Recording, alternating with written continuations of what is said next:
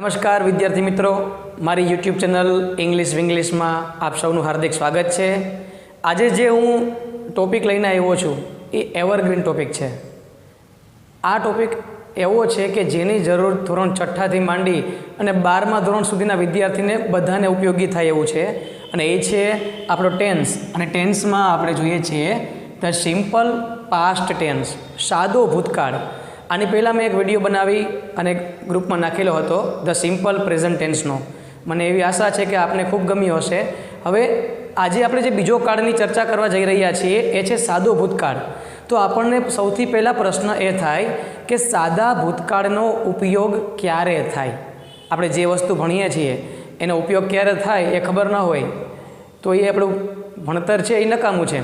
એટલા માટે પહેલાં આપણે એ જોઈએ કે સાદા ભૂતકાળનો ઉપયોગ થાય ક્યારે, તો કે જ્યારે ભૂતકાળમાં કોઈ ક્રિયા પૂર્ણ થઈ ગઈ હોય તો તે ક્રિયાને દર્શાવવા માટે સાદા ભૂતકાળનો ઉપયોગ થાય છે।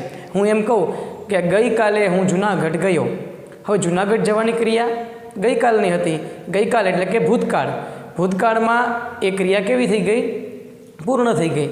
એટલા માટે એ વાક્યને મારે કહેવું હોય તો મારે એમ કહી શકાય I went to Junagadh yesterday, ગઈકાલે હું જૂનાગઢ ગયો।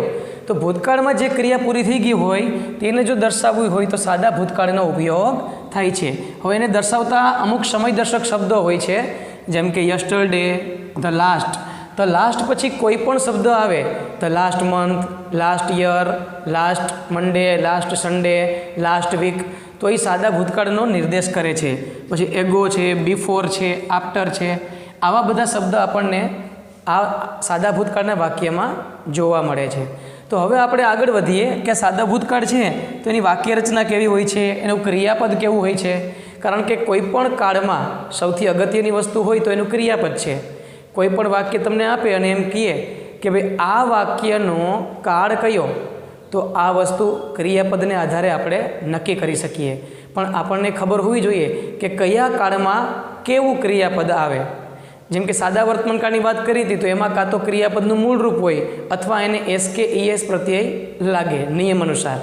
એ જ રીતે સાદા ભૂતકાળની વાત કરીએ તો એમાં ક્રિયાપદનું V2, જેને ક્રિયાપદનું ભૂતકાળનું રૂપ કહેવાય, બરાબર છે। એટલે એવું કોઈ વાક્ય તમને આપે કે જેમાં ક્રિયાપદનું ભૂતકાળનું રૂપ હોય તો એ વાક્ય હંમેશા કયા કાળનું હોય? સાદા ભૂતકાળનું। હવે આપણે આગળ વધીએ તો સાદા ભૂતકાળના ક્રિયાપદ બે પ્રકારના હોય છે, નિયમિત અને અનિયમિત।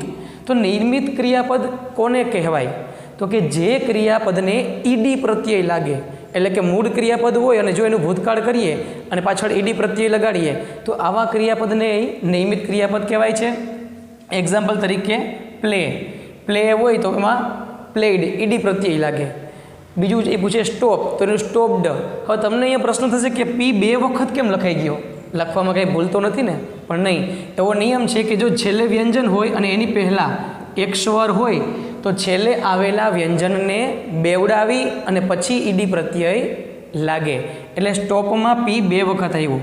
તો પ્રશ્ન તમને એ પણ થશે કે અહીંયા વાય છે, એની પહેલાં પણ એક જ સ્વર છે, પણ વાય કે ડબલ્યુ હોય એ ક્યારેય બેવડાતા નથી। આ ક્રિયાપદ છે નિયમિત ક્રિયાપદ। હવે આપણે વાત કરીએ અનિયમિત ક્રિયાપદની, તો કે જે ક્રિયાપદને કોઈ નિયમ લાગુ ન પડે, અનિયમિત એનું નામ જ છે, એનો કોઈ નિયમ નથી હોતો। એનો અર્થ એવો થાય કે આપણે એ પાકા કરવા પડે કોઈ પણ સંજોગોમાં। જે વર્બ ફોર્મ છે એમાં V2 અને V3 ભૂત કૃદંત, આ ક્રિયાપદ મોટે ભાગે પાકા કરવા પડે છે। એક વખત પાકા કરો એટલે ધોરણ 6 થી 12 બધામાં કામમાં આવે। હવે એવા ક્રિયાપદ કયા? તો કે ઈટ હોય તો એનું એટ થઈ જાય, ડ્રિંક હોય તો એનું શું થઈ જાય? ડ્રેન્ક થઈ જાય। તો આ આપણે યાદ રાખવા પડે છે। તો આ ક્રિયાપદને કહેવાય અનિયમિત। એટલે તમને કોઈ એમ પૂછે કે ભાઈ સાદા ભૂતકાળનું ક્રિયાપદ કેવું હોય, તો તમારે કહેવાનું કે એને ભૂતકાળનું રૂપ હોય, જેને V2 કહેવામાં આવે છે। ત્યાંથી આપણે આગળ વધીએ। હવે વાક્યના જે અલગ અલગ રચના હોય છે, વાક્યના પ્રકારો હોય, સાદા ભૂતકાળમાં આપણે એની ચર્ચા કરીએ તો વિધાન વાક્ય પહેલું આવે છે વિધાન વાક્ય। તો વિધાન વાક્યના કુલ બે પ્રકાર છે, એફર્મેટિવ સેન્ટેન્સ અને નેગેટિવ સેન્ટેન્સ। એફર્મેટિવ એટલે કે હકાર વાક્ય અને નેગેટિવ એટલે નકાર વાક્ય। તો પહેલાં આપણે હકાર વાક્યની ચર્ચા કરીએ। હકાર વાક્યની વાક્ય રચના કેવી હોય છે?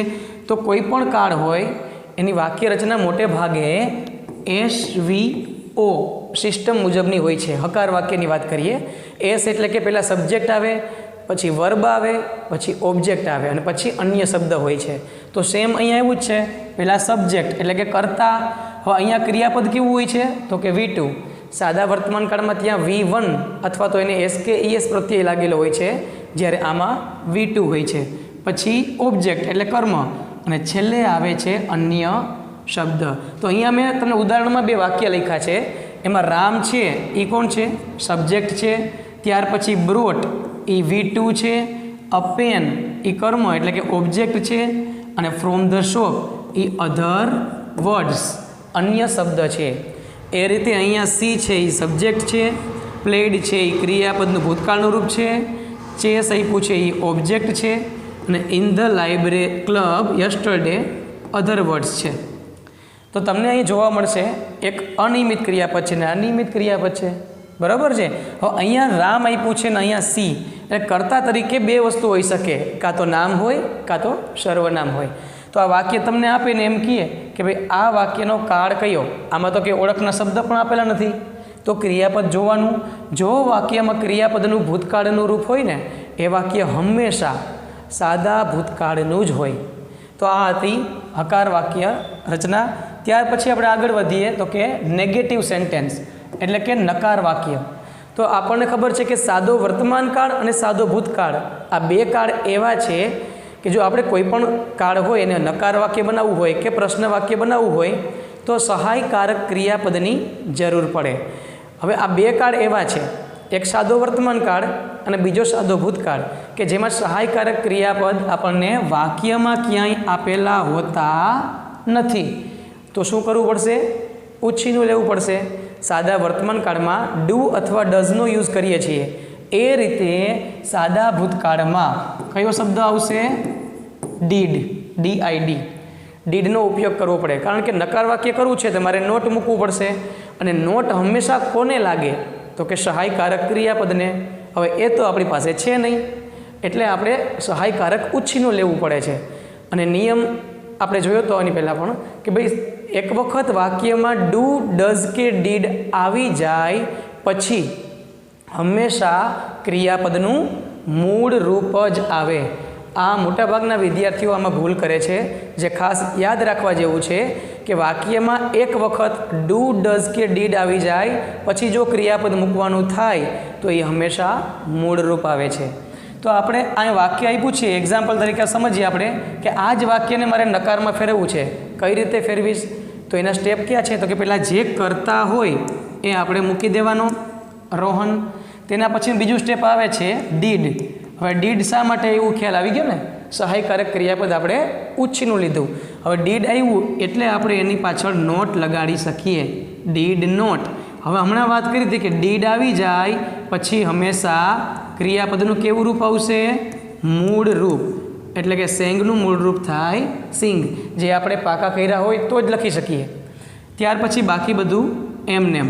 A poem on the stage. તો આ બની ગયું નકાર વાક્ય. ત્યાર પછી આપણે બીજું વાક્ય જોઈએ છીએ. હી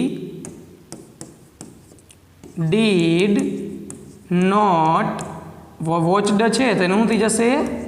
વોચ. હવે અહીંયા ડીડ નોટ ન લખવું હોય તો આપણે એનું શોર્ટ ફોર્મ ડીડન્ટ લખી શકીએ. Didn't watch a movie in theatre. ખ્યાલ આવી ગયો? તો આ હતું નકાર વાક્ય રચના. ત્યાર પછી આપણે જોઈએ બીજો પ્રકાર વાક્યનો, એ છે પ્રશ્ન વાક્ય. પ્રશ્નાર્થ વાક્ય છે એને અંગ્રેજીમાં કહેવાય છે ઇન્ટરોગેટિવ સેન્ટેન્સ. એના પણ 2 પ્રકાર છે. હવે આપણે જોયું હતું, પહેલાં જોઈએ આપણે યસનો ક્વેશ્ચન. હવે યસનો ક્વેશ્ચન એટલે શું? તો કે જે પ્રશ્નનો જવાબ યસ અથવા નોમાં આવી શકે એને યસનો ક્વેશ્ચન કહેવાય. હું એમ કહું કે શું તમે વિદ્યાર્થી છો? તો તમે શું કહેશો? હા અથવા તો ના, આ સિવાય બીજું કહી નહીં શકો. એટલે આ પ્રશ્નને કહેવાય છે યસનો ક્વેશ્ચન. યસનો ક્વેશ્ચનમાં વાક્યમાંથી કોઈ પણ વસ્તુ દૂર થતી નથી. આ વસ્તુ હંમેશા યાદ રાખવી. હવે અહીંયા આપણે એક્ઝામ્પલ સમજીએ. હવે એના સ્ટેપ છે. જો યસનો ક્વેશ્ચન કોઈ પણ કાળમાં હોય એનું પહેલું સ્ટેપ છે સહાયકારક ક્રિયાપદ મૂકવું. ન હોય તો ઉછીનો લઈને મૂકવાનું. બીજું સ્ટેપ કર્તા. ત્રીજું સ્ટેપ ક્રિયાપદનું મૂળ રૂપ. અહીંયા લખેલ જ છે ક્રિયાપદનું મૂળ રૂપ. ત્યાર પછી કર્મ અને અન્ય શબ્દ. છેલ્લે પ્રશ્નાર્થ ચિહ્ન ભૂલવાનું નહીં. જો પ્રશ્નાર્થ ચિહ્ન ભૂલી જાઓ તો તમારું વાક્ય ખોટું ગણાય, કારણ કે કોઈ પણ પ્રશ્ન વાક્ય પ્રશ્નાર્થ ચિહ્ન વગર બનતું નથી. તો હવે આપણે એક્ઝામ્પલ સમજીએ. હવે પ્રશ્ન વાક્ય બનાવવું છે, મારે યસનો ક્વેશ્ચન કરવું છે, આપણે એક્ઝામમાં પૂછાય છે વારે વારે. તો પહેલો સ્ટેપ શું? તો કે સહાયકારક ક્રિયાપદ. અહીંયા વાક્યમાં ક્યાંય સહાયકારક છે નહીં, તો સાદો ભૂતકાળ હોય તો આપણે ઉછીનું લેવાનું. કયું લેશું? ડીડ. એટલે મેં ડીડ મૂક્યું. હવે જો સિમ્પલ ટ્રીક બતાવું છું. યસનો ક્વેશ્ચન બનાવવું હોય કોઈ પણ કાળમાં તો પહેલાં સહાયકારક મૂકવાનું છે, ત્યાર પછી સીધું વાક્યની શરૂઆતમાં વહી જવાનું. રસ્તામાં આવતું જાય એ બધું લેતું જવાનું અને છેલ્લે પ્રશ્નાર્થ ચિહ્નની નિશાની. પણ એક વસ્તુ યાદ રાખવાની કે ડીડ આવ્યું છે એટલે જે રસ્તામાં ક્રિયાપદ આવશે એનું કેવું રૂપ મૂકશું? મૂળ રૂપ. તો ચાલો વાક્યની શરૂઆતમાં વયા ગયા, રસ્તામાં આવતા જઈએ અને લેતા જઈએ એટલે મોહન. હવે અહીંયા એટ આવ્યું તો ડીડ આવે એના પછી એટનું રૂપ મૂળ રૂપ શું થશે? ઈટ. બાકી બધું એમનેમ. Bananas in the kitchen. Question mark ભૂલવાનો નહીં. ત્યાર પછી આવે છે they work hard on the farm. મારે યસનો ક્વેશ્ચન બનાવવું છે તો પહેલાં શું મૂકીશું? તો કે ડીડ. આટલું કર્યા પછી ક્યાં વહી જવાનું? ઘરે નહીં, વાક્યની શરૂઆતમાં. ચાલો વયા ગયા. શું આવ્યું? ધેય. હવે ડીડ આવ્યું એટલે ક્રિયાપદનું કેવું રૂપ મૂકવાનું થશે? મૂળ રૂપ એટલે કે વર્ક. ત્યાર પછી જે વૈધું હોય તે બધો શબ્દ લખી નાખવાના. On the farm. ચોટલો ભૂલવાનો નહીં. તો આ હતું યસનો ક્વેશ્ચન. હવે આપણે જઈએ ડબલ ક્વેશ્ચન તરફ, જે પ્રશ્ન વાક્યનો બીજો પ્રકાર છે. તો ડબલ ક્વેશ્ચનમાં મુખ્યત્વે 4 આપણે સમજવાના છે: વુ, વોટ, વેર અને વેન. આ સિવાય ઘણા બધા હોય છે: which, how many, how much, whose, why. પણ આપણે મેન છે જે 4 એ આપણે સમજીએ આજે. પછી આના માટેનો હું સ્પેશિયલ એક ટોપિક ડબલ ક્વેશ્ચનનો વિષયનો એક વિડીયો ગ્રુપમાં મૂકવાનો છું, તે જોશો તમે. અત્યારે આપણે માત્ર 4ની ચર્ચા કરશું. તો પહેલાં આવે જોઈએ છીએ વુ. બાજુમાં મેં લખ્યું છે કર્તા. એનો અર્થ એવો થાય કે જો વુ વડે મારે પ્રશ્ન બનાવવું હોય, આ દરેક કાર્ડમાં સેમ હોય છે કે વુ વડે જો મારે પ્રશ્ન બનાવવું હોય તો આપેલા વાક્યમાંથી કર્તા દૂર થાય. તો કર્તા હંમેશા ક્યાં હોય? વાક્યની શરૂઆતમાં. કર્તા તરીકે કાં તો નામ હોય કાં સર્વનામ. તો જે કર્તા તરીકે નામ કે સર્વનામ આપેલું છે તેના સ્થાને વુ મૂકી દેવાનું. આમાં ક્યાંય પણ સહાયકારકની જરૂર પડતી નથી. અમારે વુ વડે પ્રશ્ન બનાવવું હોય તો કર્તાના સ્થાને વુ, બાકી બધી વસ્તુ એમને. Got good marks in exam. Question mark ભૂલવાનો નહીં. જો ડબલ ક્વેશ્ચન એવા હોય છે એમાં કંઈક ને કંઈક વસ્તુ દૂર થાય. યસનો ક્વેશ્ચનમાં કઈ વસ્તુ દૂર થતી નથી. એમ વુ વડે પ્રશ્ન બનાવશું એટલે એમાંથી કર્તા દૂર થશે. અહીંયા આપ્યું છે આપણને ધ્યેય, તો ધ્યેયના સ્થાને હું શું મૂકી દઈશ? વુ. એટલે કે વુ વેન્ટ ટુ દિલ્હી યસ્ટરડે. પ્રશ્નાર્થ ચિહ્ન નિશાની ભૂલવાની નહીં.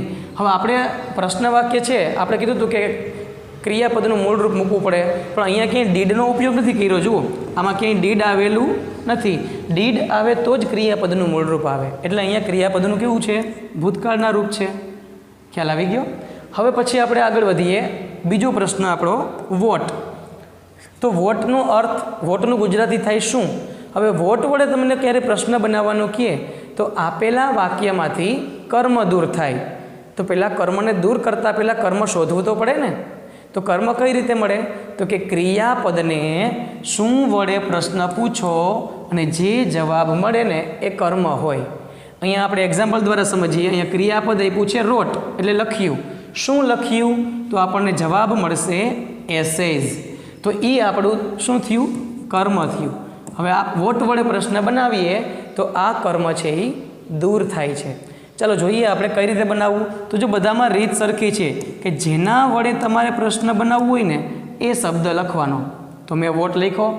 પછી આપણે યસનો ક્વેશ્ચનમાં જે રીતે કરતા સેમ એ જ સ્ટેપમાં આગળ વધવાનું છે, પણ એક વસ્તુનું ધ્યાન રાખવાનું કે એમાં કર્મ લખવાનું નથી, કારણ કે એ દૂર થાય છે. તો યસનો ક્વેશ્ચનમાં પહેલું સ્ટેપ શું હતું? તો કે સહાયકારક ક્રિયાપદ. તો અહીંયા પણ મારે સહાયકારક તો મૂકવું જ પડશે, એટલે મેં ડીડ મૂક્યું. પછી યસનો ક્વેશ્ચનનું બીજું સ્ટેપ યાદ કરો, વાક્યની શરૂઆતમાં વહી જવાનું, રસ્તામાં આવતું જાય એ બધું લેતું જવાનું, પણ આમાં જે દૂર થતું હોય એને કરી નાખવાનું. તો ચાલો વાક્યની શરૂઆતમાં વયા ગયા. હવે શું આવ્યું? તો કે કિરીટ. ત્યાર પછી ડીડ આવી ગયું એટલે રોટનું શું થશે? રાઈટ. હવે એસએસ તો દૂર થશે. ઇન ધ બુક, ક્વેશ્ચન માર્કની નિશાની. What did Kirit write in the book? આપણો પ્રશ્ન બની ગયો. સેમ એ જ રીતે અહીંયા ક્રિયાપદ આપ્યું છે રીડ. હવે તમને ખ્યાલ છે કે રીડ ક્રિયાપદના ત્રણેય રૂપ સરખા હોય, V1, V2 અને V3. તો આપણને ખબર કઈ રીતે પડે કે આ V1 છે કે V2 છે કે V3 છે? તો એના માટે જો આ V1 હોય તો એની વાહે એસ લાગ્યો હોય, કારણ કે કર્તા તરીકે ત્રીજો પુરુષ એકવચન છે, તો નિયમ અનુસાર તેને એસ લાગે. એસ લાગેલ નથી, એનો અર્થ એવો થાય કે V1 નથી. V3 નથી શા માટે? કારણ કે V3 છે એ ક્યારેય એકલું હોઈ શકે નહીં, તેની આગળ હંમેશા હેવ, હેઝ કે હેડ હોય. અહીંયા એ પણ કંઈ નથી. એનો અર્થ એવો થાય કે આ ક્રિયાપદનું ભૂતકાળનું રૂપ છે. હવે આપણે કર્મ શોધવું છે. તો રીડ એટલે વાંચ્યું. શું વાંચ્યું? તો જવાબ મળશે અ સ્ટોરી. તો આ શું થયું? આપણું કર્મ. એ દૂર થશે. હવે સ્ટેપ બાય સ્ટેપ જેના વડે પ્રશ્ન બનાવવો છે એ શબ્દ લખો. ત્યાર પછી સહાયકારક ક્રિયાપદ શું આવશે? ડીડ. શા માટે? કારણ કે સાદો ભૂતકાળ છે. વાક્યની શરૂઆતમાં વહી જવાનું. સી. હવે અહીંયા ક્રિયાપદનું મૂળ રૂપ તો રીડના ત્રણેય રૂપ સરખા જ હોય છે. રીડ, કર્મ દૂર થઈ ગયું. ફ્રોમ ધ ન્યૂઝપેપર, પ્રશ્ન ચિહ્નની નિશાની ક્યારેય પણ ભૂલવાની નહીં. ત્યાર પછી આપણે આગળ વધીએ. આપણો ત્રીજો પ્રશ્ન છે વેર. કૌંસમાં મેં લખેલ છે ક્યાં, એટલે કે વેર વડે સ્થળ, એટલે કે વેર વડે તમે પ્રશ્ન બનાવો તો સ્થળ છે એ દૂર થાય છે. તો વાક્યમાં સ્થળ દર્શક શબ્દ કયા છે એ ખબર કઈ રીતે પડે? તો કે ક્રિયાપદને ક્યાં વડે પ્રશ્ન પૂછો અને જે જવાબ મળે એ સ્થળ દર્શક શબ્દ હોય. હવે સ્થળ દર્શક શબ્દમાં ખાસ ધ્યાન રાખવાનું કે તેની આગળ જો કોઈ પ્રિપોઝિશન આપેલું હોય તો એ પણ દૂર થાય. અહીંયા સેંગ એટલે ગાયું. ક્યાં ગાયું? તો કે સ્ટેજની ઉપર. તો આ છે એ સ્થળ બતાવે છે. તો સ્ટેજ છે એ સ્થળ છે, પણ આગળ ઓન લઈ ગયું એ શું છે? પ્રિપોઝિશન. તો એ પણ ભેગું દૂર થાય છે. હવે આપણે પદ્ધતિ આપને ખ્યાલ છે કે જેના વડે પ્રશ્ન બનાવવો હોય એ શબ્દ લખી નાખવાનો. બીજું સ્ટેપ સહાયકારક ક્રિયાપદ, સાદો ભૂતકાળ છે માટે ડીડ. આટલું કર્યા પછી વાક્યની શરૂઆતમાં વહી જવાનું, રસ્તામાં આવતું જાય બધું લેતું જઈએ. હવે સેંગ છે તો અહીંયા હું શું લખીશ? સિંગ, કારણ કે ડીડ આવી ગયું. અ સોંગ, આ તો સ્થળ દર્શક શબ્દ છે એ દૂર થાય એટલે પ્રશ્ન ચિહ્નની નિશાની. સેમ એ રીતે જોઈએ. અહીંયા સ્થળ દર્શક શબ્દ બોટ એટલે ખરીદ્યું. શું? સોરી, ક્યાંથી? તો કે દુકાનેથી. તો એ દૂર થશે. જેના વડે પ્રશ્ન બનાવવો હોય એ શબ્દ લખો. બીજું સ્ટેપ સહાયકારક ક્રિયાપદ જે આપણે ઉછીનું લીધેલું છે. આટલું કર્યા પછી વાક્યની શરૂઆતમાં હી બોટનું થશે બાય. જો એ પાકું કર્યું હોય તો જ ખ્યાલ આવે. પેન્સિલ્સ, પ્રશ્નાર્થ ચિહ્ન નિશાની. તો આ હતું વેર વડે પ્રશ્ન વાક્ય રચના. ત્યાર પછી આપણે આગળ વધીએ વેન. હવે વેનમાં મેં કૌંસમાં લખેલ છે સમય. તો વેન વડે જ્યારે પ્રશ્ન બનાવીએ ત્યારે આપેલા વાક્યમાંથી સમય દર્શક શબ્દ દૂર થાય છે. હવે સમય દર્શક શબ્દ ગોતવા માટે આપણે ક્રિયાપદને ક્યારે વડે પ્રશ્ન પૂછીએ અને જે જવાબ મળે એ સમય હોય. જેમ કે વોટર્ડ એટલે કે પાણી પાવું, ક્રિયાપદ તરીકે છે એટલે બરાબર. ક્યારે? તો કે લાસ્ટ સન્ડે, ગયા રવિવારે. તો એ દૂર થાય. એ શું બતાવે છે? સમય બતાવે છે. તો આ શબ્દ દૂર થાય. તો વાક્ય રચના કઈ રીતે છે આપણી? જેના વડે પ્રશ્ન બનાવવો હોય એ પહેલાં એટલે કે વેન. બીજું સ્ટેપ સહાયકારક ક્રિયાપદ ડીડ. આટલું કર્યા પછી વાક્યની શરૂઆતમાં વહી ગયા એટલે વિવાન. હવે વોટર્ડ છે એનું મૂળરૂપ થશે વોટર. બાકી આગળ વધીએ. ધ પ્લાન્ટ્સ ક્વેશ્ચન માર્કની નિશાની. ત્યાર પછી જોઈએ અહીંયા તો વેન વડે પ્રશ્ન બનાવું છું એટલે પહેલાં વેન. હવે આમાં સમયદર્શક શબ્દ કયા છે? સ્ટાર્ટ એટલે શરૂ કરવું. ક્યારે? તો કે ગઈકાલે. એ દૂર થશે એટલે કે વેન ડીડ સી. હવે સ્ટાર્ટેડનું મૂળ રૂપ શું થશે? સ્ટાર્ટ અ ગેમ. પ્રશ્નાર્થ ચિહ્ન ભૂલવાનું નહીં. આપણે વારે વારે કહીએ છીએ પ્રશ્નાર્થ ચિહ્ન ભૂલવાનું નહીં, પણ પરીક્ષામાં મોટા ભાગના વિદ્યાર્થીઓ આ જ ભૂલ કરે છે, પ્રશ્નાર્થ ચિહ્ન મૂકતા નથી. તો આ હતા 4 WH ક્વેશ્ચન. ચાલો આપણે આગળ વધીએ. હવે અહીંયા મેં તમને એક વાક્ય લખેલ છે પ્રેક્ટિસ માટેનું.